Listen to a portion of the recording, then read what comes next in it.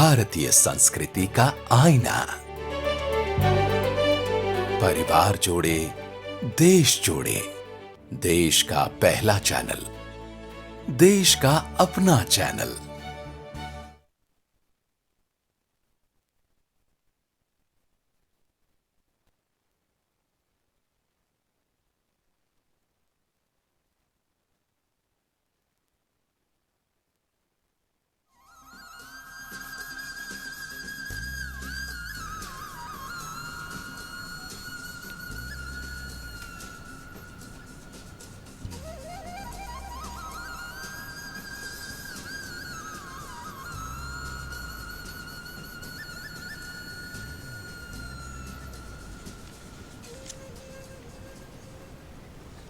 नमस्कार, बहुत बहुत स्वागत है आप सभी दर्शकों का दूरदर्शन मध्य प्रदेश के इस खास कार्यक्रम नमस्कार एमपी में। आज मैं हूं आप सभी के साथ सृष्टिका।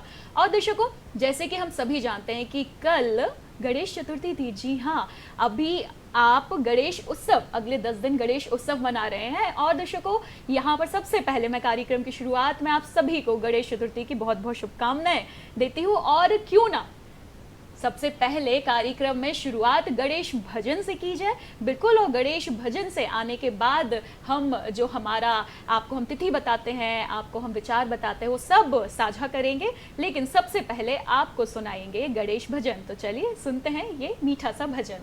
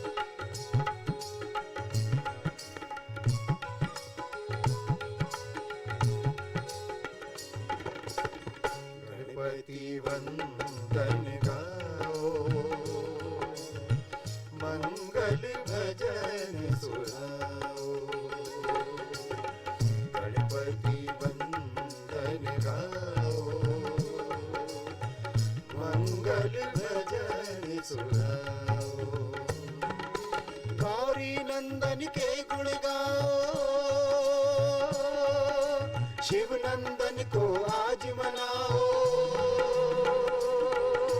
गौरी नंदन के गुण गाओ, शिव नंदन को आज मनाओ। फूलों पंखुड़ियां बरसाओ, मंगल भजन सुनाओ, गणपति वंदन गाओ, मंगल भजन सुनाओ।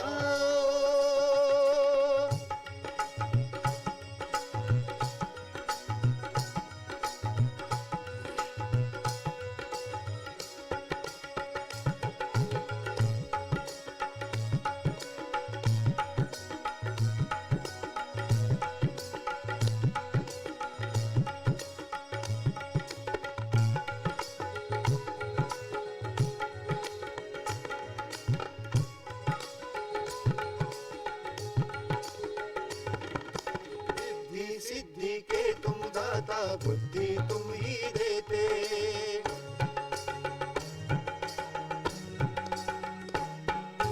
रिद्धि सिद्धि के तुम दाता, बुद्धि तुम ही देते, बिगड़े सारे कामों को तुम पल में हल कर देते,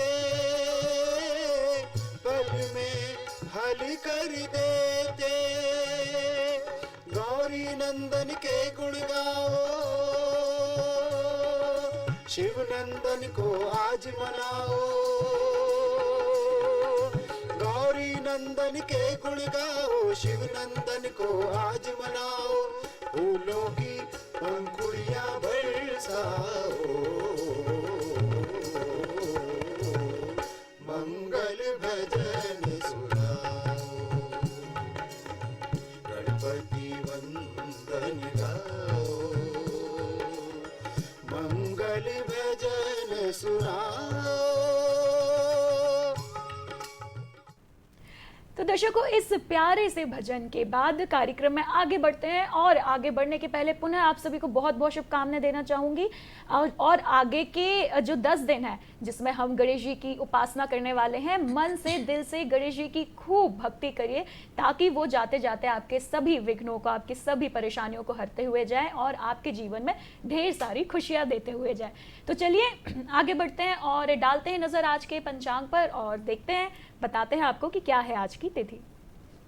विक्रम संवत 2080, माह है भाद्रपद और आज है भाद्रपद माह के शुक्ल पक्ष की पंचमी, तारीख है 20 सितंबर और दिन है बुधवार। इसी के साथ कामना करती हूँ कि आप सभी का आज का दिन मंगलमय हो। आगे बढ़ेंगे और डालेंगे नजर आज के इतिहास पर। तो चलते हैं और देखते हैं कि क्या घटनाएं हमें बता रहा है आज का इतिहास। सन 1995 में संयुक्त राज्य महासभा का 5वां अधिवेशन प्रारंभ हुआ था। सन 2001 में अमेरिका ने 150 लड़ाकू विमान खाड़ी में उतारे थे। सन 2003 में संयुक्त राष्ट्र महासभा के एक प्रस्ताव पारित कर इस्राएल से यासिर आराफात की सुरक्षा सुनिश्चित करने को कहा गया था।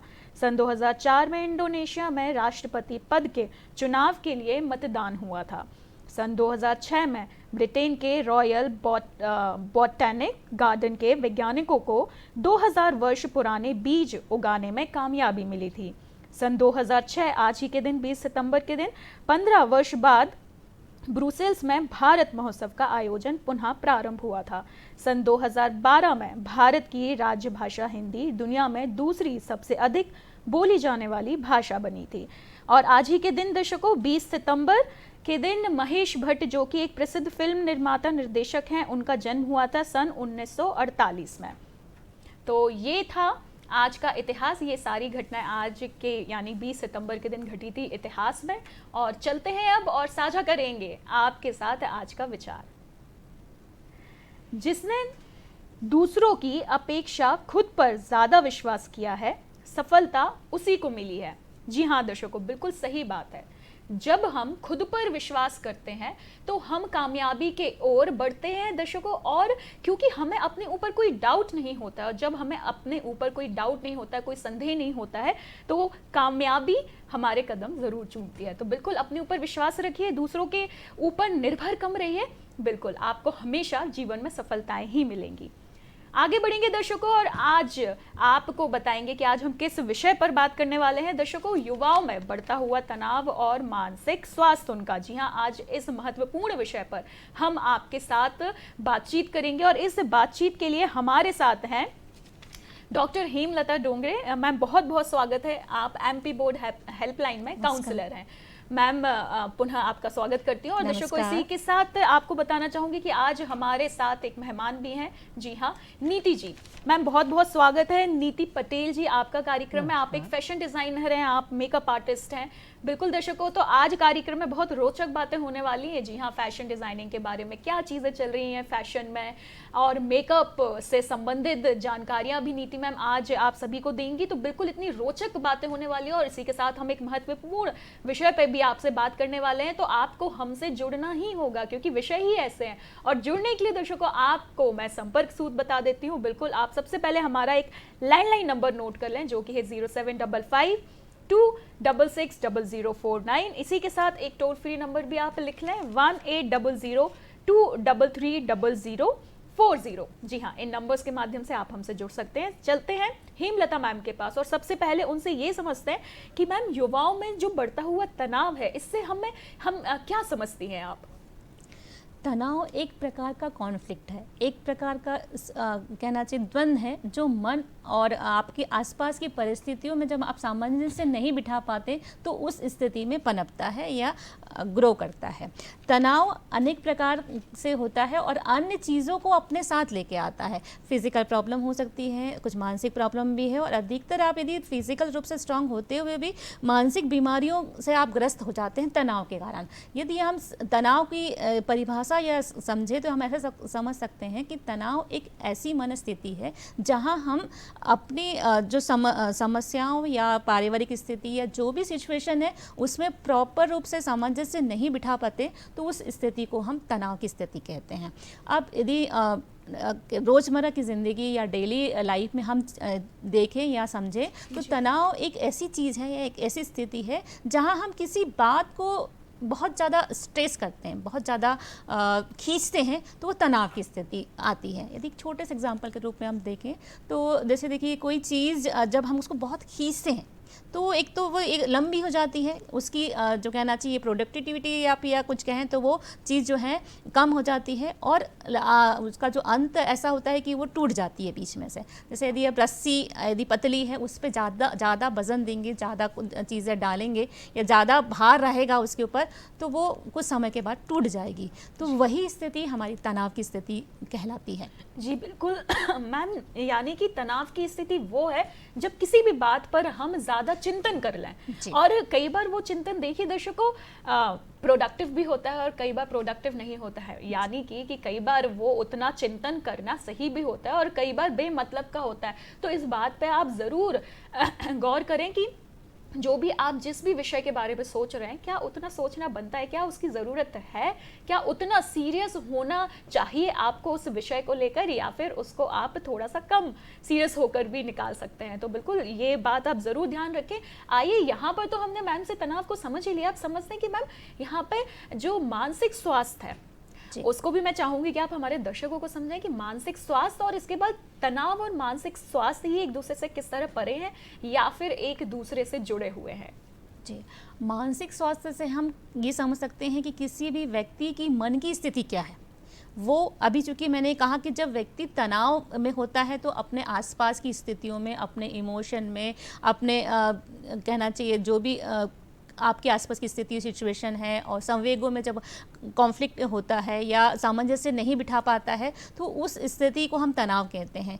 और जब ये व्यक्ति इस तनाव की स्थिति में ना होकर जब अपनी आसपास की स्थितियों, परिस्थितियों, इमोशन और द्वंद्व से आपस में आसानी से कोऑर्डिनेशन बैठा पाता है या सामंजस्य बिठा पाता है, तो उस व्यक्ति को हम मानसिक रूप से स्वस्थ कहते हैं। अब एक्चुअली में मानसिक स्वास्थ्य जो होता है मन की स्थितियों को समझने की अवस्था होती है। जब मन स्वस्थ होता है तो अपना मानसिक स्वास्थ्य अच्छा होता है। यदि व्यक्ति मन से खुश है तो वो अपने आसपास की परिस्थितियों में, आपकी आसपास की कंडीशन में आसानी से सामंजस्य बिठा पाता है और अपना कहना चाहिए सर्वर से या 100% जहाँ भी है वो, जिस भी वर्क प्लेस पे है, विद्यार्थी है या हाउस वाइफ है, वहाँ अपना 100% दे पाता है। तो वो जो भी उसको कार्य दिया गया है उसका 100% दे पाता है। दोनों ही स्थितियाँ मानसिक तनाव और मानसिक स्थिति और तनाव जो है आपस में एक दूसरे से जुड़े हुए हैं मैम। जी बिल्कुल, देखिए दर्शकों, यहाँ पर मैम ने बहुत अच्छे से तनाव को भी समझाया, मानसिक स्वास्थ्य को भी समझाया। और ऐसा बिल्कुल भी ज़रूरी नहीं है कि अगर आप तनाव में हैं तो ही आपका मानसिक स्वास्थ्य ठीक नहीं है। हमेशा ऐसा नहीं होता। अक्सर जब भी आप तनाव में रहेंगे तो मानसिक स्वास्थ्य तो अच्छा रहेगा ही नहीं, लेकिन कई बार हमें किसी चीज़ की परवाह यानी कि हमें कोई चिंता नहीं है, लेकिन फिर भी हमारा मानसिक स्वास्थ्य ठीक नहीं है। क्यों? क्योंकि शायद हम कहीं ना कहीं अच्छा फील नहीं कर रहे होते हैं। और जब भी ऐसी स्थिति में भी हमारा मानसिक स्वास्थ्य डगमगाया होता है, जब हम खुद में अंदर से अच्छा महसूस नहीं कर रहे होते हैं। बिल्कुल दर्शकों, और कहीं ना कहीं देखिए मैम ने से बहुत अच्छे से एक्सप्लेन किया है कि कोरिलेटेड है, एक दूसरे से जुड़े हुए हैं। बिल्कुल। और जैसे कि हमारे साथ नीति मैम भी है आज, तो बिल्कुल चलिए नीति मैम के पास चलते हैं। और सबसे पहले मैम, मैं आपसे आपकी बेडशीट्स के बारे में बात करूंगी, क्योंकि वो मुझे बहुत, जिस कॉन्सेप्ट पे आपने अपनी बेडशीट्स बनाई हुई है वो बहुत नया और बहुत ही रोचक लगा मुझे। दर्शकों, आप सभी को मैं बताना चाहूँगी कि मैम ने, जैसे देखिए कई बार आपके घर में एक्स्ट्रा कपड़े के छोटे छोटे टुकड़े बचे होते हैं, जैसे हम हिंदी में कहते हैं चिंदी। मैम अगर मैं गलत नहीं हूँ, छोटे छोटे कई बार आप कुछ कपड़े लेकर आते हैं और उसका एक छोटा सा पीस बच जाता है और आप उसे फिजूल का समझ के फेंक देते हैं। लेकिन देखिए मैम ने उससे क्या किया हुआ है आपको बताते हैं और दिखाएंगे भी। उन्होंने एक उन छोटे छोटे बचे हुए चिंदियों से, छोटे छोटे कपड़ों से एक पूरी की पूरी बड़ी बेडशीट बनाई और उन जो अक्सर हम यूजलेस समझ के जिन चीज़ों को फेंक देते हैं उसका उपयोग किया है। बिल्कुल मैम, देखिए हर किसी आइडिया के पीछे कुछ ना कुछ इंस्पिरेशन होती है। जी आपने जैसा जी बिल्कुल मैम, हम इस सवाल का उत्तर आपसे लेंगे, पर यहाँ पर हमारे साथ एक कॉलर जुड़ गए हैं। अजय जी, स्वागत है आपका। अजय जी स्वागत है आपका, आप अपना प्रश्न करें। अजय जी, आपकी आवाज हम तक नहीं पहुंच रही है। हेलो जी अजय जी, स्वागत है आपका, अपना प्रश्न करें। नमस्ते मैडम, मेरा सवाल ये है कि अभी जैसे ट्रेडिशनल ड्रेसेस का समय चल रहा है और मैं अक्सर ही कुर्ता पजामा पहनना बड़ा पसंद करता हूँ। जी तो मेरा सवाल ये है कि हम कुर्ता पजामा के साथ तो और क्या ऐसा ऐड कर सकते हैं अपने गेटअप में जिससे हम और ज्यादा स्टाइलिश लग पाए, हमारा ड्रेस और अच्छा लग पाए। जी बिल्कुल। नीति मैम, ये प्रश्न आपसे है। वो जानना चाह रहे हैं कि उन्हें कुर्ते पहनना बहुत पसंद है, लेकिन कुर्ते में, पजामे कुर्ते में और क्या वो चीज़ ऐड कर सकते हैं ताकि वो जो ड्रेस है वो और खूबसूरत लगे और कुछ वेरिएशंस भी वो डाल सकें। जी, सबसे पहले तो आपको गणेश चतुर्थी की बहुत बहुत शुभकामनाएं। जैसा कि आपने प्रश्न पूछा मुझसे कि कुर्ते के साथ में आप क्या ऐड कर सकते हैं, तो आप उसके साथ में जैकेट्स वियर कर सकते हैं। उसमें कई तरीके की जैकेट्स मार्केट में अवेलेबल हैं भी और आप डिज़ाइन भी खुद करवा सकते हैं। जीन्स के साथ में, जीन्स के कपड़े पर आप डिफरेंट टाइप के कट्स डलवा के, उसमें लेसेस और पैचेस ऐड करवा के बहुत ही खूबसूरत ड्रेसेस डिज़ाइन करवा सकते हैं।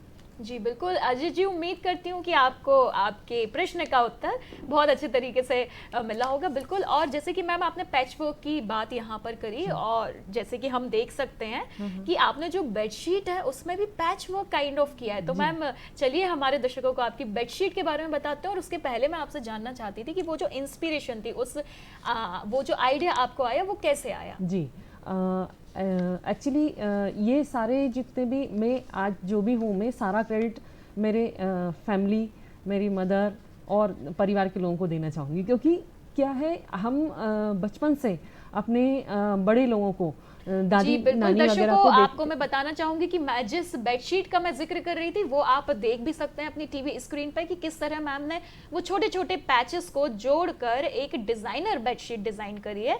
ये वही छोटे छोटे चिंदियां हैं जिसे हम अक्सर फिजूल का समझ के, खराब समझ कर फेंक देते हैं। मैम प्लीज आप इस बेडशीट के बारे में हमारे दर्शकों को बताएं। जी, ये बेडशीट मैंने कपड़ों के पीसेस से डिज़ाइन करी है। बहुत सारे कपड़ों को छांट के उसमें से कटिंग निकाल के और ये डिज़ाइंस मैंने बनाए हैं। छोटे छोटे पीसेस को जोड़ा है और उससे मिक्स एंड मैच करके पूरे डिज़ाइन बना हुआ है। जी बिल्कुल मैम, मैं जानना चाह रही थी कि ये आइडिया आपको कैसे आया कि मैं ये जो डिफरेंट डिफरेंट पीसेस होते हैं, जो मतलब अक्सर काम नहीं आते हैं, तो इनका मैं ये काम करती हूँ। मुझे ये लगता था कि जब कपड़ा जो बचते हैं उनको जनरली लोग फेंक देते हैं या उसको वेस्ट समझ के अलग कर देते हैं। मुझे लगता है कि इतनी मेहनत उसमें लगी है, मतलब उसके बनने से लेके रुई से लेके कपड़े के बनने तक, तो उस मेहनत का कुछ ना कुछ नतीजा तो निकलना चाहिए। इस तरीके से बर्बाद कर लेना तो उसका कोई मतलब नहीं है। तो मैंने ये सोचा और उसके बारे में फिर मैंने इस पर काम किया और सामने नतीजा आपके सामने है। जी बिल्कुल मैम, लोग कितना पसंद करते हैं इस तरीके के डिज़ाइनर बेडशीट? जी बहुत पसंद किया जाता है इसको और इसकी डिमांड हमेशा बनी रहती है। मैं इसको ऑर्डर पे ही बनाती हूँ क्योंकि बहुत मेहनत का काम है, तो इसका मास प्रोडक्शन तो नहीं किया जा सकता।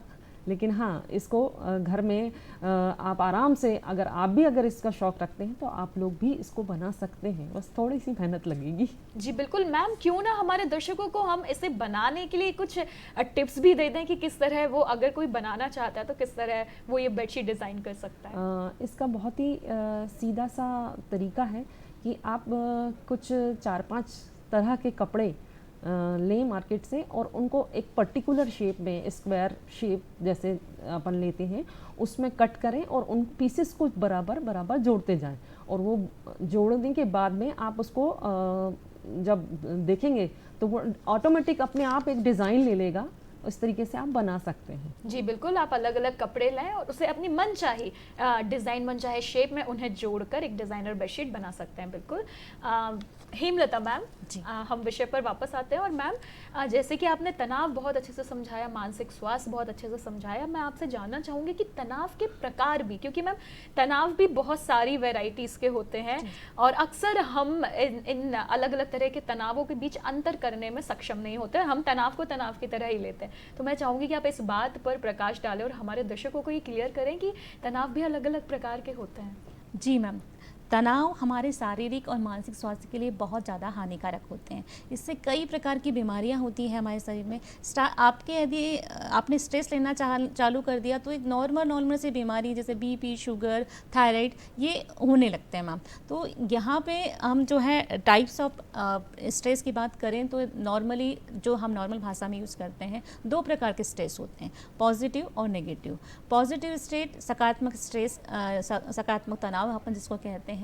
सकारात्मक तनाव में वो चीज़ आती है कि जैसे किसी काम को हम करने के लिए यदि बहुत छोटी चीज़ में हम यदि उस चीज़ का स्ट्रेस ले रहे हैं कि मुझे एक काम करना है, मुझे यदि ऑफिस पहुंचना है तो मैं अपना काम धीरे धीरे अपना निपटाऊँ टाइम टू टाइम, तो ये पॉजिटिव स्ट्रेस के रूप में ले सकते हैं। जैसे विद्यार्थियों के लिए, जैसे यदि बच्चा रोज़ अपना काम कर रहा है और एग्ज़ाम की तैयारी कर रहा है बिना स्ट्रेस लिए, अपनी जो रूटीन वर्क है कि मुझे 6 घंटे पढ़ना है या 7 घंटा पढ़ना है, तो वो सिलेबस के अकॉर्डिंग अपनी तैयारी कर रहा है, तो उसको हम पॉजिटिव स्ट्रेस के रूप में लेंगे।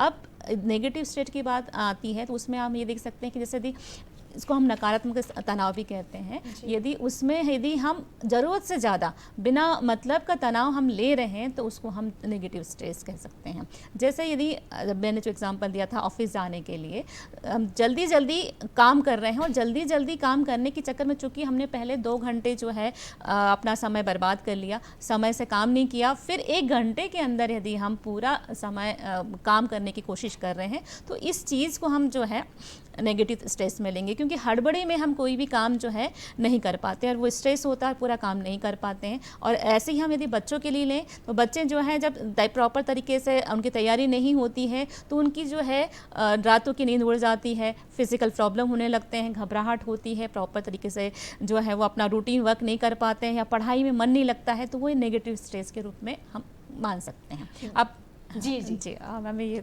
नॉर्मलाइज मैंने किया। यदि मनोवैज्ञानिक रूप से 4 प्रकार के स्ट्रेस की हम बात करते हैं तो उसमें सबसे पहला जो आता है कॉन्फ्लिक्ट जो है, एंटीसेप्टरी स्ट्रेस।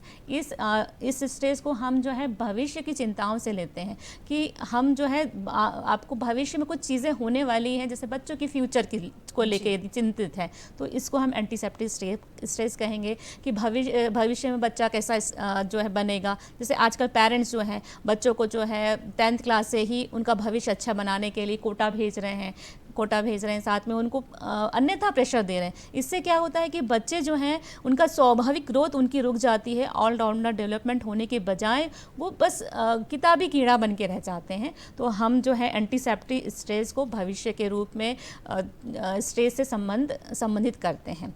दूसरा आता है एनकाउंटर स्ट्रेस। इस ग्रुप में यदि किसी पर्सन के सामने जाने से हमें कोई स्ट्रेस होता है तो उसको हम एनकाउंटर स्ट्रेस कह सकते हैं। नॉर्मल में यदि हमें किसी व्यक्ति जैसे बॉस के सामने से जाने पर हमें घबराहट हो रही है, एक स्ट्रेस हो रहा है, तो हम उसको एनकाउंटर स्ट्रेस के रूप में लेते हैं।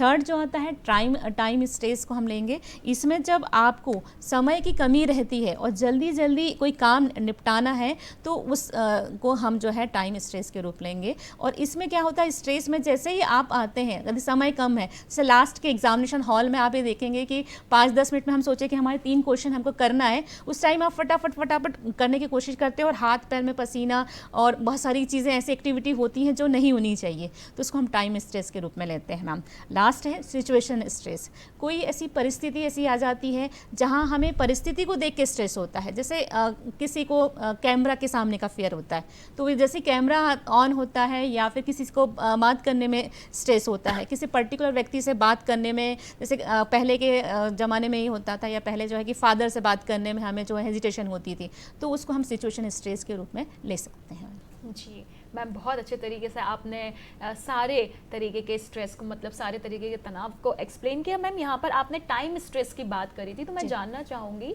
कि जो टाइम स्ट्रेस है वो क्या एंजाइटी के उसमें कैटेगराइज्ड होगा, हम उसे एंजाइटी बोलेंगे? नहीं मैम, देखिए एंजाइटी जो आती है कि स्ट्रेस जब स्टार्टिंग में स्टार्ट होता है तो वो स्ट्रेस होता है, लेकिन जब वो एकदम अपना एक्यूट लेवल पे हो जाता है तो उसको हम एंजाइटी में कहते हैं। जी, मतलब आप यदि रोज़ रोज़ ये चीज़ स्थिति बन जाती है और आपको जो है टाइम, जैसे आप कोई चीज़ मैनेज नहीं कर पा रहे हो, सामने वाले व्यक्ति को या कहना चाहिए सिचुएशन को आप नहीं हैंडल कर पा रहे हो, तो वो स्थिति बार बार बनती है, तो वो हमारे डिप्रेशन में या एंजाइटी में परिवर्तित हो जाती है, चेंज हो जाती है मैम। जी बिल्कुल। मैम, यहाँ पर हमने जान तो लिया कि तनाव कितने प्रकार के होते हैं। मैम, हम तनाव के लक्षणों पर भी बात कर लेते हैं, क्योंकि देखिए कई बार मतलब यहाँ बच्चों की नहीं, यहाँ पे बड़े बड़े जो लोग भी होते हैं उन्हें भी कई बार नहीं समझ में आता है कि वे तनाव में है, और हम खुद को बहुत नॉर्मल कंसीडर कर रहे होते हैं, लेकिन एक्चुअल में हम होते तनाव में।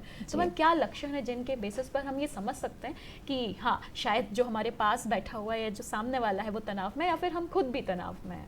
जी मैम, कुछ व्यक्तियों में जब तनाव की स्थिति दिखती है तो कुछ फिजिकल अपीयरेंस हमें दिखाई देते हैं जो बाहर से होते हैं। बहुत सारी चीज़ें जब डीप में जाते हैं तब हमें पता चलती, पर कुछ जो है सामान्य जो है फिजिकल अपीयरेंस हमें दिख जाते हैं कि व्यक्ति की जो तनाव में व्यक्ति है उसकी जो मानसिक स्थिति ठीक नहीं रहती। कभी कुछ हम बोलते हैं और वो मतलब यदि हम नॉर्मल बात भी कर रहे हैं तो वो सडनली उस चीज़ को इतना तूल ले देता है या फिर उसको जो है हैवी कन्वर्सेशन में चेंज कर देता है, तो वो भी मानसिक तनाव की स्थिति कहलाती है। दूसरी चीज़ है कि पसीना आना, घबराहट होना, बीपी लो होना या हाई होना, बीपी की भी चीज़ें इसमें इंक्लूड होती है मैम। बेचैनी महसूस होना, नींद ना आना, बहुत ज़्यादा सोना या नींद जो है प्रॉपर जो है समय पे ना आना, तो ये बहुत फिजिकल अपीयरेंस के रूप में हम इसको मान सकते हैं। सिर दर्द होना मैम, और साथ में खाना खाने का मन नहीं करना, भूख कम लगना, भूख बहुत ज़्यादा लगना।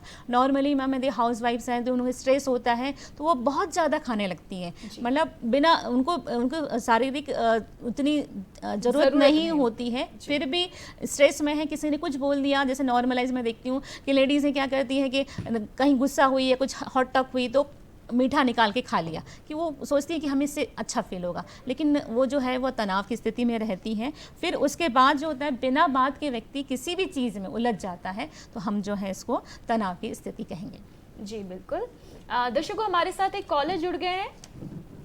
सर, बहुत बहुत स्वागत है आपका कार्यक्रम में। आप शिक्षाविद हैं, आप बिल्कुल सर, बहुत स्वागत है कार्यक्रम में, अपना प्रश्न करें। जी, मेरे छोटे छोटे 2 प्रश्न एक साथ ही करे ले रहा हूँ। जी। एक तो ये कि बच्चे आजकल गणित और साइंस के प्रति उनका रुझान क्यों कम होता जा रहा है? जी, है ना। और दूसरा ये है कि आजकल बच्चों को सहनशीलता कुछ कम होती जा रही है और वो हाइपर बहुत जल्दी हो जाते हैं। इसकी क्या वजह है? जी कुछ बिल्कुल। बताएं? जी हेमलता मैम, आपसे वो जानना चाह रहे हैं कि बच्चे मैथ और साइंस से क्यों भागते हैं, जी। और दूसरा प्रश्न उनका ये है कि आज के समय में जो सहनशीलता है बच्चों की वो कम है, ऐसा क्यों? जी, बहुत अच्छा आपने प्रश्न किया और मुझे लग रहा था ये प्रश्न यहाँ बहुत ज़रूरी है। सबसे पहले हम बात करेंगे बच्चे जो है मैथ्स और साइंस में कम क्यों हो रहे हैं। आप देखिए कि जैसे सर ने ही कहा कि मैथ्स और साइंस में ही हो रहा है। आजकल पेरेंट्स की ये टेंडेंसी बन गई या अपना सोशल सामाजिक वातावरण ऐसा है या एनवायरनमेंट ऐसा है कि हम जो है बच्चों को मैथ्स और साइंस पढ़ने के लिए ज़्यादा मोटिवेट करते हैं कि आप साइंस लीजिए, मैथ्स लीजिए, है ना, और उसी में कैरियर है, ये उनको प्रेशराइज करते हैं कि आगे जाके आपको 10th के बाद मैथ्स लेना है या साइंस लेना है, डॉक्टर बनना है या इंजीनियर बनना है। उनको कभी ये बात कहते ही नहीं है कि साइंस के अलावा जो है कॉमर्स या आर्ट्स या दूसरे सब्जेक्टों में भी उनका फ्यूचर है, ये हम लोगों को बताने की कोशिश नहीं करते हैं। और साथ में ये भी हम अपने आपस में ही कन्वर्सेशन करते रहते हैं कि ये जो है इंजीनियर या डॉक्टर का जो प्रोफेशन है वो बहुत अच्छा है, इस टाइप से प्रेशराइज करते हैं। तो बच्चा नहीं चाहते हुए भी, इंटरेस्ट लेते हुए बिना इंटरेस्ट के ही वो सोचता है कि जब मुझे अच्छा नहीं लगता तो क्यों मैं उसको पढ़ूं, है ना। ऑटोमेटिक अनकॉन्शियसली जो है हम प्रेशर जो है क्रिएट कर देते हैं बच्चों के लिए। तो वो एक चीज़ मैथ्स और साइंस जो है ना या इंटरेस्ट ना लेने की भी हो सकती है। और एक्चुअली कुछ पढ़ाने का भी सिस्टम ऐसा है कि जो है हम उनको टफ बना देते हैं सब्जेक्ट को। यदि नॉर्मलाइज किए जाए, देखिए साइंस में भी हम देखी जाए, जो अपना साइंस जनरल साइंस है उसमें जो हमारे आसपास की चीज़ें हैं, जैसे आपने ह्यूमन बॉडी के बारे में कैसे सारे सिस्टम होते हैं, कैसे चीज़ें होती हैं, या जो कहना चाहिए कि उनके फ्रंट पेज में दिया रहता है कि उस बुक में या साइंस में उस सब्जेक्ट में क्या पर्टिकुलर आप पढ़ना चाहते हैं या किस चीज़ का हम नॉलेज देते हैं। ये चीज़ हम उनको नहीं बताते हैं कि यदि आप साइंस पढ़ोगे तो आपको किन किन चीज़ों का नॉलेज होगा। और जहाँ तक ये भी नहीं बताते हैं कि इन चीज़ों का हमें आगे क्या यूज़ होगा। जैसे साइंस में देखें तो प्लांट और एनिमल बॉडी के बारे में हमें सारे सिस्टम के बारे में हमें जानकारी दी जाती है, एक नॉर्मल हम कह सकते हैं उस चीज़ को। तो हम ये नहीं बताते, उसका उद्देश्य नहीं बताते हैं बच्चों को पढ़ने के कि हम साइंस क्यों पढ़ते हैं। हमारे सिस्टम में हम जो है, ये हमारी वीकनेस है कि हम जो पढ़ाना चाहते हैं बच्चे को उसका उद्देश्य नहीं बता पा रहे हैं, या क्यों ज़रूरी है ये भी नहीं बताते हैं। और मैथ्स में भी ये चीज़ है कि जो मैथ्स है हमारी 10th तक की, 11th 12th की, उस मैथ्स का हमें यूज़ कहाँ आना है। जैसे 10th में आप ट्रिग्नोमेट्री है, तो जैसे इस एरिया का अभी क्षेत्रफल निकालना है तो इसका यूज़ क्या है, हम प्रैक्टिकल नॉलेज वहाँ नहीं दे पाते हैं या प्रैक्टिकल नॉलेज का यूज़ बच्चे नहीं कर पा रहे हैं। इस कारण साइंस और मैथ्स में जो है बच्चों का रुझान कम हो रहा है। टफ तो है, लेकिन यदि इजी वे से यदि पढ़ाया जाए, इंटरेस्टिंग तरीके से, क्रिएटिव तरीके से पढ़ाया जाए, तो यही चीज़ें बच्चों को जो है अच्छे से समझ में आएगी और उनका इंटरेस्ट डेवलप होगा। अब आते हैं, दूसरा क्वेश्चन था जी, दूसरा क्वेश्चन ये था कि जो बच्चों में आज के समय में सहनशीलता बहुत कम देखने मिलती है, समय के साथ कम हो रही है। कुछ तो मैं यहाँ ज़्यादा जो है फैमिली के ऊपर ज़्यादा फोर्स करूँगी कि वो सहनशीलता कम हो रही है। बच्चों में हम ये देखते हैं कि बच्चे ने एक फरमाइश की नहीं कि बच्चे के लिए कोई भी चीज़, चाहे वो हमारे पेरेंट्स के हाथ में हो या ना हो, पूरा एफर्ट लगा के हम उसको लाने की कोशिश करते हैं। बच्चे ने आज फरमाइश की कि मुझे ये खाना है, तो 10 मिनट में पिज़्ज़ा आ गया, 10 मिनट में चॉकलेट आ गई, तो हम जो है उसको बिल्कुल रेडी टू इट, यानी जैसा उसने सोचा या नहीं, और उसको उस चीज़ को उपलब्ध करा देते हैं, तो वो उस चीज़ उसको सहनशील नहीं बना पाता। यानी उस चीज़ का पहले हम देखते थे, हमारे एज में जो होता था कि हमें नए कपड़ों के लिए बहुत समय तक, या कहना चाहिए त्योहारों पे हमें जो है इंतज़ार करना पड़ता था। आजकल तो आपको जब मन हुआ, जब हमको कोई चीज़ अच्छी ऑनलाइन लिखी, हमने बच्चों को भी दिलवा दी, हमने भी ले ली, तो जब चीज़ों की अवेलेबिलिटी आसानी से हो जाती है तो वहाँ पे उस चीज़ का मज़ा मतलब कहना चाहिए इंतज़ार का मज़ा ख़त्म हो जाता है। और जी बिल्कुल मैम, इस प्रश्न को हम आपके इस प्रश्न के उत्तर को जारी रखेंगे क्योंकि यहाँ पर हमारे साथ एक कॉलर जुड़ गए हैं। विनीता जी, बहुत बहुत स्वागत है आपका कार्यक्रम में। गुड मॉर्निंग मैम, मैं विनीता बोल रही हूँ भोपाल से। मेरा क्वेश्चन फैशन डिजाइनर नीति मैम से है, क्या मैं उनसे पूछ सकती हूँ क्वेश्चन? जी बिल्कुल मैम। हाँ, गुड मॉर्निंग मैम। मेरा एक क्वेश्चन है कि जैसे मेरे पास बहुत सारी पुरानी साड़ियाँ हैं, उसमें से कुछ प्लेन है, कुछ बॉर्डर वाली है, कुछ फ्लोरल प्रिंट की है, कुछ बनारसी साड़ियाँ हैं जो अब ट्रेंड में नहीं है, तो मैं उन साड़ी को लेकर उनसे क्या क्या आउटफिट बना सकती हूँ जो ट्रेंडी हो और फैशनेबल हो? जी बिल्कुल। देखिए नीति मैम, विनीता जी को जो आपकी बेडशीट का कंसेप्ट था उससे एक आइडिया आया और उन्होंने सोचा कि क्यों ना बेडशीट में ये जो कंसेप्ट अप्लाई किया जा रहा है इसे साड़ियों पर भी करें, क्योंकि देखिए अक्सर मैम साड़ियाँ फीमेल्स के पास देखें तो सालों पुराना कलेक्शन रखा रहता है और कई बार ऐसा कलेक्शन जिसे हम हाथ भी नहीं लगाते, तो क्यों ना उसको किसी नए तरीके से उपयोग में लाया जा सके। जी विनीता जी नमस्कार। आपने बहुत अच्छा प्रश्न किया। एक्चुअली बहुत सारी महिलाओं की ये प्रॉब्लम रहती है कि उनके पास साड़ियों का कलेक्शन बहुत सारा रहता है और उनका कुछ समझ में नहीं आता कि उनका क्या किया जाए। जैसा कि आपने बोला कि आपके पास में बॉर्डर वाली साड़ियाँ हैं, तो उनसे बहुत खूबसूरत लहंगे बन सकते हैं, घेर वाले कुर्ते बन सकते हैं और इसके अलावा बहुत सी ड्रेसेस में भी उनको बॉर्डर्स को यूज़ किया जा सकता है। और स्पेशली हैवी जो साड़ियाँ हैवी वर्क वाली, उनसे लहंगों को बहुत अच्छा डिज़ाइन किया जा सकता है। तो आप अगर इस टाइप की आपके पास साड़ियाँ हैं तो आप किसी भी डिज़ाइनर से इनको आप डिज़ाइन करवाइए और बहुत बढ़िया उसमें रिजल्ट निकल के आएगा। जी बिल्कुल। नीति मैम, मैं आपसे जानना चाहूँगी कि ये जो फैशन डिज़ाइनिंग फील्ड से आप जुड़ी हुई हैं, ये कैसे आना हुआ? क्या आपने पढ़ाई भी इस फील्ड में करी या फिर इत्तेफाक से शौकिया तौर पर आपने डिज़ाइनिंग स्टार्ट करी? जी मैंने इसमें कोर्स फैशन डिज़ाइनिंग का कोर्स किया हुआ है इंदौर से। मैंने ग्रेफिटी इंस्टीट्यूट से भी करा है और वुमेंस वोकेशनल इंस्टीट्यूट से भी करा है। इसके अलावा मैंने दिल्ली से भी कॉरेस्पॉन्डेंस कोर्स किया हुआ है। जी बिल्कुल। मैम एक चीज़ यहाँ पर, एक प्रश्न मेरे मन में आ रहा है कि देखिए जो पुराने तरीके होते थे, पुराने तरीके आज के समय में मशीन्स ने कारीगरों की जगह ले ली है। आजकल मोस्टली जो वर्क होते हैं वो मशीन्स के द्वारा होते हैं और जो पुरानी कारीगरी थी या फिर कहिए जो लोगों के पास टैलेंट था, स्किल्स थे, वो कहीं ना कहीं कम होते जा रहे हैं। तो मैम क्या कहेंगी आपकी मशीन्स आने से? क्योंकि एक तरफ अगर देखा जाए तो जो रेडी मेड कपड़े होते हैं वो काफ़ी किफ़ायती भी हमें पड़ जाते हैं, और जब हम कुछ सिलवाने जाते हैं, कोई डिज़ाइन करवाने जाते हैं, किसी कपड़े पे कोई काम करवाने जाते हैं तो वो बहुत महंगा भी पड़ता है। तो क्या कहेंगे आप इस विषय पे कि मशीन्स के कारण ये एक अच्छा बदलाव था या फिर कहीं ना कहीं यहाँ पर जो स्किल्स हैं यहाँ पर मैम हम आप इस प्रश्न के उत्तर को लेंगे, पर यहाँ पर सिद्धार्थ जी हमारे साथ जुड़ गए हैं फ़ोन के माध्यम से। स्वागत है सिद्धार्थ जी आपका। सुधा दुबे जी, माफ कीजिएगा, सुधा दुबे जी, स्वागत है आपका कार्यक्रम में। हाँ नमस्कार मैडम जी। मैं सुधा दुबे भोपाल से। मैं थोड़ा सा बच्चों के संबंध में यह जानना चाहती हूँ कि बच्चों में एग्जाम फोबिया जो है और उसके कारण बहुत से 10th 12th और बोर्ड के बच्चे सुसाइड कर लेते हैं और वो पूरी तरह से मोबाइल और गाइड पर डिपेंड रहते हैं। उनको किताबों से कैसे जोड़ा जाए?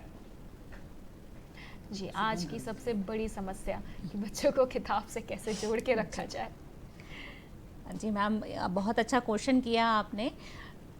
देखिए मोबाइल जो है या सामाजिक आजकल जो है हमारा टूल बन गया है या सामाजिक बुराई के रूप में भी उभर रहा है। पहले हमने जो है इसको अच्छे के लिए अडॉप्ट किया था, लेकिन आजकल जो है ये अपने विकराल रूप में ये समस्या आ गई है कि मोबाइल का यूज़ जो है मिसयूज़ हो रहा है और बच्चों के साथ खासकर यही चीज़ हो रही है। इसके लिए तो सबसे पहले मैम मैं ये कहना चाहूँगी कि पेरेंट्स जो है इस चीज़ के लिए जो है एक नियमित टाइम बना दे बच्चों का, और साथ में आपको देना है। अब देखिए आप इसको सोशल मीडिया से तो हटा नहीं सकते, क्योंकि आजकल बच्चा, आज का 10th क्लास का 12th क्लास का बच्चा हर सोशल प्लेटफॉर्म पे है। उसके लिए टाइम निश्चित कर दें। आप 1 घंटा का समय उसको दें कि वो चलाए, उससे अपडेट भी रहे, पर उसका यूज़ करें ना कि मिसयूज़ करें ना। ये आपको ऑब्जर्व करते रहना चाहिए कि बच्चा क्या देख रहा है। अब बच्चे, हम तो कह रहे हैं कि हम ऑब्जर्व कर रहे हैं, लेकिन बच्चे जो हैं हमसे ज़्यादा स्मार्ट होते हैं, है ना। वो हमसे छुप के भी बहुत सारी चीज़ें करते हैं, तो उनको सही गलत का डिफरेंस बताएं कि आप जो करोगे वो आपको आगे जो है आपका समय का दुरुपयोग का, साथ में ये आपके लिए बहुत ज़्यादा हार्मफुल हो गया है। क्योंकि आजकल आप ये देखेंगे कि क्या ना चाहिए, साइबर क्राइम बहुत बड़ी प्रॉब्लम आ गई है। बच्चों के भविष्य के लिए भी, बच्चों के आगे की बहुत सारी चीज़ों से भी हम इसको ले सकते हैं कि बच्चे जो हैं आगे यदि उस सोशल प्लेटफॉर्म पे एक्टिव है तो उनको बहुत सारी प्रॉब्लम का जो है सामना भी कर सकता है। तो इस संबंध में आप उनसे बिल्कुल ओपनली बात करें। जो भी वो नॉलेज मतलब कुछ चीज़ जानना चाहते हैं तो वो प्रॉपर तरीके से आप उसको एक्सप्लेन करिए, है ना।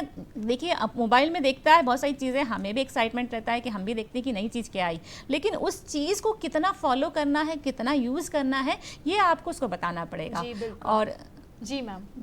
और एक चीज़ और मैम, हम एज अ पेरेंट्स भी हम लोग बच्चों के सामने आइडियल होते हैं कि हमें जो है उनके सामने मोबाइल यूज़ नहीं करना चाहिए। हमारा भी एक पर्टिकुलर समय होना चाहिए, उसी समय जो है हम जो है उस मोबाइल को लेके देखें, मतलब मोबाइल पे एक्टिव रहें या मोबाइल का यूज़ करें। साथ में बच्चों को क्वालिटी टाइम दीजिए, क्या सही है क्या गलत है, प्रॉपर कन्वर्सेशन करिए। चूँकि 10th या 12th के बच्चे जो होते हैं उनके साथ में बहुत सारी प्रॉब्लम होती है।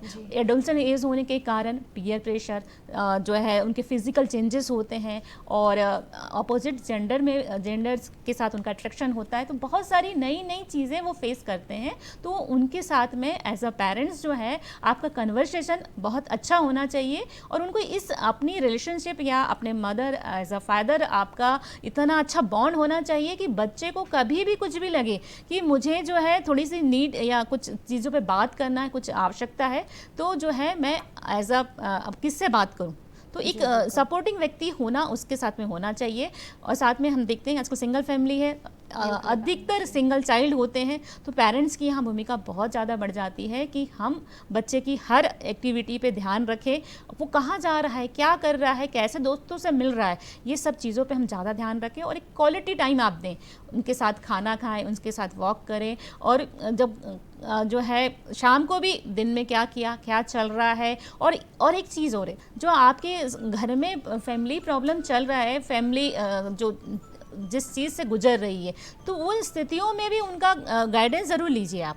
उनको भी उन चीज़ों से अवगत कराएं कि यदि हम सुबह से यदि 8 बजे से निकलते हैं तो 5 बजे तक कहाँ होते हैं, किस चीज़ के लिए जा रहे हैं, और उनको ये दिखाएं कि हम जो यानी कि बच्चे जो हैं वो हमारे लिए कितना इम्पोर्टेंट है। बीच बीच में कॉल करते रहें और एक कहना चाहिए प्यार भरा रिलेशनशिप बनाए रखें। मैम, इस प्रश्न को हम आपके इस उत्तर को जारी रखेंगे। यहाँ पर एक कॉलर हमारे साथ जुड़ गए हैं, दीपक जी, दीपक पगारी जी, स्वागत है आपका कार्यक्रम में, अपना प्रश्न करें। मैडम, मैं ये जानना चाहूंगा कि अक्सर हम समाचार पत्रों में पढ़ते हैं कि एक पेपर बिगड़ा और बच्चों ने आत्मघात की कदम उठानी है, कई बार आत्महत्या करनी पड़ती है। इन स्थितियों में कैसे बच्चों को बचाया जा सकता है? बहुत अच्छा क्वेश्चन आया सर आपका। देखिए, हम एक कहना चाहिए मार्क्स कहते हैं या अंक जो है व्यक्ति की ज़िंदगी निर्धारित नहीं कर सकता है ना, या एक कागज़ का टुकड़ा जिसको हम रिजल्ट कहते हैं किसी भी बच्चे का फ्यूचर डिसाइड नहीं कर सकता। ये चीज़ हमको माननी होगी। हम मानेंगे, हम सुधरेंगे, as a parents, as a mother, as a father हम सुधरेंगे तो हमारे आसपास का भी एनवायरनमेंट सुधरेगा। और जो मार्क्स को लेके हम जितना हवा क्रिएट करते हैं या जितनी प्रॉब्लम्स क्रिएट करते हैं वो चीज़ कम हो जाएगी। अब ये मार्क्स कहना चाहिए एक सब्जेक्ट में बच्चा फेल हो जाता है तो उसके लिए पेरेंट्स को पूरी उस चीज़ की जानकारी हो चुकी है। मैंने अभी पहले जो क्वेश्चन का जवाब दिया कि यहाँ जो है आपको बच्चों के साथ में पूरा हर चीज़ का नॉलेज होना चाहिए कि हमारा बच्चा कितना कैपेबल है, उसका इंटरेस्ट किस चीज़ में है, उसकी एबिलिटी कितनी है। बच्चे में यदि IQ कम है तो आप उससे बिल्कुल उम्मीद मत करिए कि वो 90% लाएगा। उसको बिल्कुल बोल दीजिए बेटा आप तो पास हो जाइए, हमारे लिए उतना ही काफ़ी है। कोई ज़रूरत नहीं है कि आप बिल्कुल 100% ही रहो। और बच्चों में कंपेरिजन मत कीजिए, घर में भी मत कीजिए, बाहर भी मत कीजिए। उसको एक प्रेशर मत क्रिएट कीजिए कि आप जो है फेल भी हो जाओगे तो कोई फर्क हमें नहीं पड़ने वाला, क्योंकि मार्क्स जो होते हैं किसी भी व्यक्ति का निर्धारित नहीं करते। और मैम यहाँ पर वही बात आ जाती है कि आप बच्चों को इतना कंफर्ट जोन दें कि वो आपके साथ किसी भी तरीके की बात और इसके साथ वो जो महसूस कर रहे हैं, वो जो परेशानी से जूझ रहे हैं, कई बार बच्चे देखिए बहुत कच्ची मिट्टी की तरह होते हैं, वो नहीं शेयर कर पाते और मैम कई बार तो उन्हें समझ में भी नहीं आता कि हम इस चीज से गुजर रहे हैं और ये चीज हमें बतानी चाहिए, इसमें हमें मदद मिल सकती है। और दर्शकों देखिए, मैम ने एक बहुत अच्छी बात कही थी कि बच्चों के साथ क्वालिटी टाइम स्पेंड करिए, बेहद जरूरी है। जब आप बच्चे के साथ खुद बहुत सारी चीजें साझा करेंगे तो बच्चा भी अपने आप आपके साथ चीजें साझा करने लगेगा और कहीं ना कहीं बच्चे को ये सीख मिलेगी। क्योंकि देखिए, जो भी शुरुआत होती है सबसे पहले घर से ही होती है। जो शिक्षा की शुरुआत होती है वो स्कूल में बाद में घर से पहले शुरू होती है। तो बिल्कुल इन सभी बातों का आप ध्यान रखें और बच्चों को जितना हो सके कंफर्ट जोन आप जरूर दें ताकि वो सारी चीजों पर बात करने में आपके साथ सहज यहाँ पे एक बात और ऐड करना चाहूंगी। जैसे 10th या 12th का बच्चा है तो सबसे पहले 10th में आप यदि सब्जेक्ट की बात करें तो सबसे सबसे पहले जो है आप यदि बुक निकाल के देखेंगे तो आसानी से आप जो है पास हो सकते हैं, फेल होने की नौबत ही नहीं आती है। आप पहले सिलेबस को पढ़ें, क्या जानना चाहते हैं, है ना, क्या आपको उस सब्जेक्ट से जो है क्या नॉलेज आपको मिलने वाली है, वो चीज़ को आप ध्यान रखें। इसमें ब्लूप्रिंट पे ज़रूर ध्यान दें, आप अंक वितरण पे ध्यान दें। सबसे पहले 50% करिए, पूरा 100% करने की जगह आप 50% करिए। ऐसे जो है अपनी स्थिति जो है सुधारिए और आखिर में जाके 100% उसकी तैयारी करिए। और पेरेंट्स की यहाँ भूमिका बहुत ज़रूरी होती है कि बच्चा हमारा यदि मैथ्स में वीक है या साइंस में वीक है तो उस पर थोड़ा सा आपको उसके साथ बैठ के उसको कंफर्ट जोन में ला के उसको क्रिएटिव तरीके से पढ़ाइए। तो किसी भी सब्जेक्ट की जो है उसकी तैयारी एटलीस्ट 50% ही करवाइए और पर अच्छे से कराइए। पुराने पिछले साल के क्वेश्चन पेपर सॉल्व कराइए तो उसको एग्ज़ाम का पैटर्न समझ में आएगा और वो मतलब कहना चाहिए फेल होने की नौबत ही नहीं आएगी। और एक चीज़ कि यहाँ यदि बच्चा फेल भी हो जाता है तो उसको एहसास दिखाइए, फेल का मतलब होता है फर्स्ट अटेम्प्ट इन एग्ज़ाम, यानी आपने पहला किसी भी एग्ज़ाम में आप पहली बार बैठे हैं तो उससे बिल्कुल निराश होने की ज़रूरत ना हो, है ना। ये चीज़ हमें उसको समझानी चाहिए। और सबसे पहले तो ये प्रॉपर तरीके से आप तैयारी कराइए, बच्चों को 50% ही कराइए और बिल्कुल डेफिनेट करवाइए कि आप यदि क्वेश्चन पेपर निकाल के देखेंगे तो आपको समझ में आ जाएगा कि एग्ज़ाम का पैटर्न क्या है। जी बिल्कुल। देखिए बिल्कुल दर्शकों, यानी कि आपको पूरा बच्चों का सपोर्ट सिस्टम की तरह आपको पेश आना, सपोर्ट सिस्टम उनका बनिए और सबसे अच्छे बिल्कुल। यहाँ पर एक कॉलर हमारे साथ जुड़ गए हैं। अशोक जी, स्वागत है आपका, आप जबलपुर से जी, मैं जुड़े ये हैं। मैडम से जानना चाहता हूँ कि आजकल तो बच्चों को मन पढ़ाई में लगता भी नहीं है और इसके साथ साथ बच्चों का मन यहाँ वहाँ भटकता रहता है, तो बच्चों को ऐसा कौन सा कोई साधारण योग आसन है या कोई पूजा पाठ है या कोई ऐसा साधारण मंत्र जो बोले तो बच्चों का मन पढ़ाई में लगे, जिससे कि उनको अच्छे से पढ़ लिख सके बच्चे। जी धन्यवाद। जी बिल्कुल, आज के समय की बिल्कुल हाँ जी, सब जो पेरेंट्स अधिकता ये परेशानी का सामना कर रहे हैं, ये सबसे कॉमन प्रॉब्लम्स में से एक है मैम, कि बच्चों का कैसे मन लगवाएं पढ़ाई में। जी, सबसे पहले तो सर देखिए बात हमें आ जाती है फैमिली इन्वायरमेंट में। मैं बार बार स्ट्रेस वहीं कर रही हूँ, मेरे आप उसमें आप सोचोगे कि फैमिली सबसे पहले फर्स्ट आ जाती है। तो सबसे पहले हमें एक ऐसा स्वस्थ एनवायरनमेंट देना है उन बच्चों को कि वो जो है मतलब हमको एज अ मॉडल जो है वो देखें। हम भी खुद जो है सुबह जल्दी उठें, प्राणायाम करें, योग करें, मॉर्निंग वॉक पे जाएं और साथ में उनको मोटिवेट करें। देखिए बच्चा जो है बोल के नहीं, हमें बोलते हैं तो वो नहीं सुनता है, वो देख के सीखता है। हम भी कई चीज़ ऐसे करते हैं जो हमें देख के हम जो है सीखते हैं। बोल के यदि हमें कोई कहता है तो हम जो है हमारी लर्निंग वहाँ नहीं होती है। इसीलिए हम जो है एज अ रोल मॉडल रहें तो बच्चा अपने आप हमें देखेगा और सीखेगा। और इस चीज़ के लिए आप तो सबसे पहले बच्चे को उठाइए और इनके जो है जल्दी उठने के उनको फ़ायदे बताइए, योग प्राणायाम करवाइए उनके, जो इससे फिजिकल जो है हेल्थ सुधरेगी। साथ साथ में यदि सुबह जल्दी उठते हैं तो जो है उनकी मेंटल हेल्थ भी सुधरती है। एक प्रॉपर रूटीन इनका जो है फॉलो होता है। और सबसे पहले मैम ये आपको करके दिखाना होगा। अगर सिर्फ आप बोलेंगे कि बच्चे जल्दी उठना है और आप खुद लेट उठेंगे, बच्चा बिल्कुल आपको नहीं सुनेगा, नहीं फॉलो उसी की तरह बिल्कुल सेम थी आप सबकी जो कॉमन प्रॉब्लम है आज के पेरेंट्स के कि बच्चे फ़ोन बहुत यूज़ करते हैं। अब आप बच्चों को बोलेंगे कि फ़ोन मत चलाओ और आप खुद दिन भर फ़ोन चलाएंगे तो बच्चा यहाँ पर भी बिल्कुल नहीं सुनेगा। एक कॉलर और जुड़ गए हमारे साथ, अनीता सक्सेना जी, स्वागत है आपका। जी नमस्कार। अपना प्रश्न करें। हाँ जी, मैं एक बात बोलना चाहती हूँ। जब अपन युवाओं के मानसिक तनाव की बात कर रहे हैं तो बहुत कुछ बच्चों का जो शिक्षा है वो तो है ही, पारिवारिक भूमि बहुत बड़ी है। जैसे बच्चे, उनका आजकल एकल परिवार, अकेला रह जाता है बच्चा।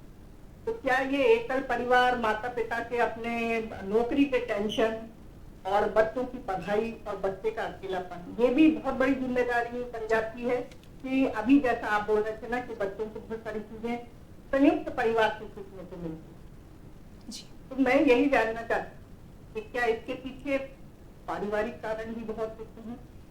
माँ बाप का नौकरी में व्यस्त होना, उनके अपने टेंशन, ये भी बच्चे के तनाव के लिए, मानसिक तनाव के लिए बहुत, तो उनके लिए क्या किया जाए? जी जी मैम, बहुत अच्छा क्वेश्चन किया आपने। देखिए परिवार जो है एक समाज की धुरी है और बच्चे का जहाँ लालन पालन का या डेवलपमेंट का सवाल यदि हम करते हैं तो परिवार से ही बच्चा बहुत सीखता है। पहले या हम लोगों की ज़माने की जनरेशन की बात करें कि हमें तो जो है यदि कुछ बात यदि स्ट्रेस भी होता था तो हम जो है बड़ी दीदी, बड़े पापा या फिर कहना चाहिए दादा दादी से बात शेयर करके जो है हम उस चीज़ का सॉल्यूशन निकाल लेते थे। कभी मोबाइल या दोस्तों से हम ज़्यादा मतलब यदि कुछ ऐसी प्रॉब्लम है जिसको हमें बाहर शेयर नहीं करना है, तो हम जो है घर में ही उसका सॉल्यूशन है। मम्मी पापा को पता ही नहीं होता था बहुत सारी चीज़ें जो हमें जो हमने दादा दादी से जो सीखी, या कहना चाहिए दादा दादी के साथ जो हमने इंटरेक्ट करके इस समस्या का सॉल्यूशन किया, तो वो चीज़ें जो हैं हमें मतलब पता ही नहीं चली। अब चूँकि सिंगल परिवार आ गए हैं, या बच्चा जो है एक अकेला ही है और पेरेंट जो है सुबह से निकलते हैं, कई बार मदर भी जो है 8-8, 9-9 बजे तक आ रही है, बच्चा देखिए पूरे सुबह से, लेकिन ना मम्मी सुबह मिली ना ही पापा उनको मिले, तो कई बार तो ऐसा होता है कि एक हफ्ते 1 महीने जो है फादर मदर जो है बच्चे से मिल नहीं पाते हैं, सबकी अपनी अपनी व्यवस्थाएं होती हैं। बट यहाँ पे जो चीज़ है, आपको पहले भी कहा है कि आपको क्वालिटी टाइम देना है। यदि फिजिकल आप नहीं सामने हो तो मोबाइल से बात करिए, क्या चल रहा है। मोबाइल तो ऐसी चीज़ है कि आप उससे पूरा यदि पॉजिटिव चीज़ देखें तो आप यहाँ से रह के सारी चीज़ें मैनेज कर सकते हैं। जैसे मैं भी वर्किंग हूँ, आप भी वर्किंग है, तो बहुत सारी चीज़ें हम मोबाइल पे वर्किंग कर रहते हुए हम मैनेज कर सकते हैं। फैमिली और बहुत सारी चीज़ें हम वर्क प्लेस की भी हम मैनेज करते हैं। तो यदि आप जो है फिजिकल नहीं, मैम कहीं ना कहीं तालमेल आपको ही बिठाना है, आपको ही टाइम निकालना है। देखिए व्यस्तता सबके पास होती है, लेकिन जीवन में हर चीज को आपको समय देना ही होगा, और जिस चीज को हम समय नहीं दे पाएंगे उससे हमारी दूरी बनती ही जाएगी। बिल्कुल। तो नीति मैम के पास चलते हो। नीति मैम, मैंने एक प्रश्न किया था आपसे कि मशीन्स के आने के कारण क्या जो स्किल्स थी, जो कारीगरी थी, वो कहीं ना कहीं लुप्त होती जा रही है? आपका कहना ये बिल्कुल सही है कि मशीनों के कारण ये सब चीज़ें लुप्त होती जा रही हैं, लेकिन इसका एक दूसरा पहलू भी है कि काम कुछ हद तक आसान हो गया है इन मशीनों से। लेकिन अगर आप इसमें मशीन और हाथ के काम की अगर तुलना करें तो कहीं ना कहीं हाथ से किया हुआ वर्क आज भी उतना ही वैल्यूबल है, उतना ही खूबसूरत है जितना पहले रहा करता था। आज भी लोग उसको बहुत पसंद करते हैं।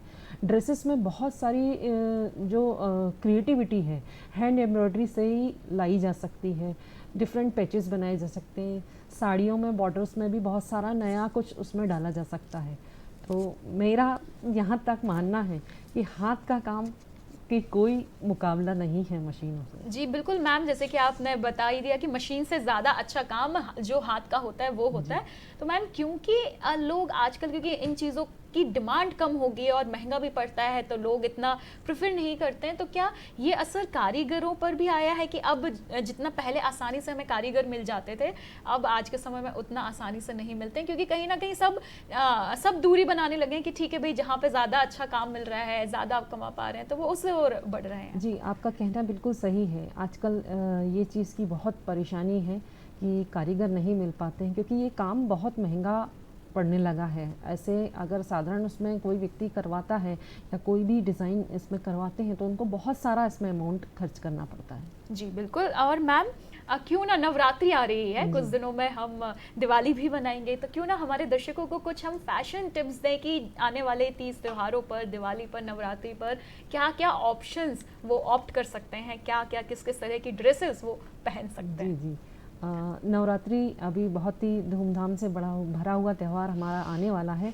और इसकी तैयारी लोग पूरे साल भर करते हैं, और इसमें बहुत सारे नई चीज़ें हर साल आती हैं। इस साल भी बहुत कुछ नया आ रहा है। अभी मल्टी कलर का कॉन्सेप्ट बहुत ज़्यादा चला हुआ है, जो कि आप अपन ज़्यादातर देख सकते हैं सोशल मीडिया पे, इंस्टाग्राम पे बहुत सारी चीज़ें आई हुई हैं।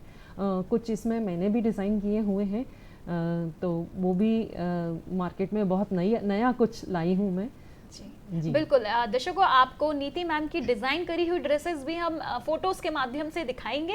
और नीति मैम, जैसे कि नवरात्रि पर लोग अक्सर लहंगा पहनना पसंद करते हैं, और हम फोटोज़ में देख भी सकते हैं कि नवरात्रि में पहने जाने वाले लहंगे हैं। तो मैम यहाँ पर आपने ये सब आपने ही डिज़ाइन किया और आपने ही बनाए। अब मैम ये जो वर्क आपने किया है बॉर्डर पर, मैम ये क्या वर्क है, और क्या ये हाथ से है या फिर कोई पैच वर्क है? नहीं, ये हाथ से नहीं है, तो मशीन का ही वर्क है जी। लेकिन हाँ, हाथ से भी किया जा सकता है इस टाइप से।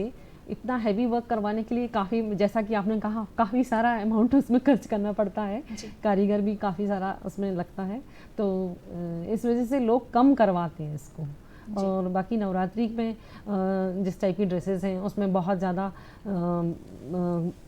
चटकीले रंग ज़्यादातर वही यूज़ किए जाते हैं, और मेरी ड्रेसेस में भी आपको वही देखने मिलेगा कि इसी टाइप के रंगों को मैंने उपयोग करके बहुत सारी ड्रेसेस बनाई जी हैं। मैम देखिए, समय के साथ फैशन आता है, समय के साथ फैशन चला जाता है। क्या कहेंगी आप कि क्या हमें फैशन को फॉलो करना चाहिए या फिर जो एवरग्रीन चीज़ें हैं उन पे रहना चाहिए? ये देखिए, दोनों ही बातें अपने आप में एक दूसरे के कहा जाए कि बराबर चलती हैं। फैशन को फॉलो भी करना चाहिए और कुछ ड्रेसेस ऐसी होना चाहिए जो एवरग्रीन रहें, जिनको आप हमेशा पहन सकें। जी बिल्कुल मैम, कार्यक्रम के अंत में मैं चाहूंगी कि हमारे दर्शकों को आप संदेश दें, और जो क्योंकि आपका जो कंसेप्ट है वो है वेस्ट मटेरियल को बचाते, उसका उपयोग करना, तो मैम मैं चाहूंगी कि बिल्कुल आप हमारे दर्शकों को जाते जाते चंद लाइन इस पर बताते हुए जाएं। दर्शकों से मैं ये कहना चाहूँगी कि देखिए, वेस्ट जो मटेरियल है उसका तो उपयोग मैंने जैसा कि किया उस टाइप से कर ही सकते हैं, और भी बहुत सारे नए नए तरीके हैं जिनसे कपड़ों का उपयोग करके कई नई चीज़ें बनाई जा सकती है। बैग्स बनाए जा सकते हैं या फिर टॉयज़ बनाए जा सकते हैं, काफ़ी हैं। और सभी लोगों में ये चीज़ें होना चाहिए कि अपना जो क्रिएटिविटी है वो इस टाइप से दिखाएं। और जैसा कि हमारे प्रधानमंत्री श्री नरेंद्र मोदी जी बोलते हैं कि आप में एक ना एक हुनर जी बिल्कुल आप में होना बिल्कुल, और वो ही हुनर चाहिए। हमको ही पहचानना होता है दर्शकों, और आपसे बेहतर उसे कोई नहीं पहचान सकता।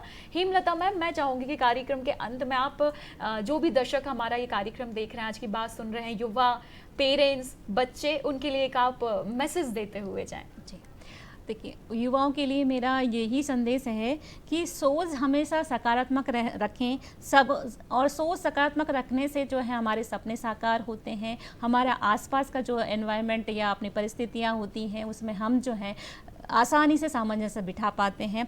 यदि हमारी सोच नकारात्मक होती है तो हमको मानसिक विकार होते हैं। तो ये हमेशा ध्यान रखिए, स्वस्थ रहिए, मस्त रहिए, और अभी जैसे मैडम ने कहा नई चीज़ें हमेशा सीखते रहिए, और हर प्रॉब्लम का सॉल्यूशन होता है। इसीलिए हम जो है हमेशा आप ये पॉजिटिव सोच लेके रखिए और समस्याओं का समाधान करते रहिए। जी बिल्कुल दर्शकों, हम कहीं ना कहीं सोच लेते हैं कि जो परेशानी से हम जूझ रहे हैं उसका कोई निदान नहीं है, लेकिन ऐसा बिल्कुल भी नहीं है। हम सीमित हो जाते हैं हमारे विचारों में, और हमारे बिल्कुल विचारों में हम सीमित हो जाते हैं, और इसलिए हमें ऐसा लगने लगता है। तो बिल्कुल भी ऐसा नहीं है। लोगों से बात करें, पेरेंट्स से बात करें, अपने दोस्तों के साथ अपनी परेशानी साझा करें, आपको सोल्यूशन बिल्कुल मिलेगा। तो दर्शकों, उम्मीद करती हूँ यहाँ पर मैम बहुत बहुत धन्यवाद कार्यक्रम में हेमलता मैम अपना समय देने के लिए। नीति मैम आपका भी बहुत बहुत धन्यवाद। दर्शकों, उम्मीद करती हूँ कि आज का हमारा ये अंक आप सभी को पसंद आया होगा। अगले अंक में आपसे फिर मिलूंगी। अभी मुझे अनुमति दीजिए। नमस्कार।